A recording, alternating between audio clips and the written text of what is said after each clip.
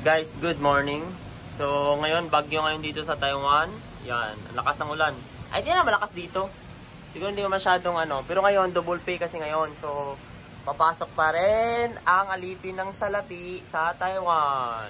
Ayan. Yo. Dilim. 7 na yan, 7 in the morning. Melas. Yo, nakasimelas ah.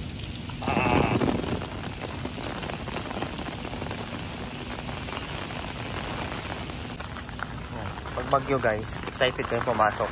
Kahit bagyo. Joke lang. Hindi, mas okay kasi pumasok dito pag bagyo kasi talagang double pay siya. So, sulit din pag papasok ka ng bagyo. Tsaka lalakarin mo lang naman papuntang hub Tapos pag hindi kaya na malakas talaga yung hangin, tapos delikado papunta doon. So, meron naman siyang service na piniprovide yung company. And okay lang malate pag malakas yung bagyo. Kasi understandable naman. Importante, may papasok talaga kasi dapat yung sa pub namin 24 hours siya na may nag-ooperate. Ayun lang.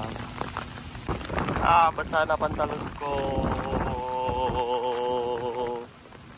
Oh.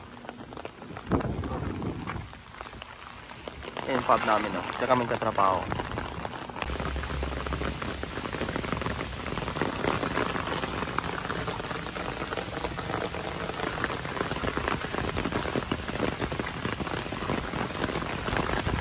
Pasok pa rin.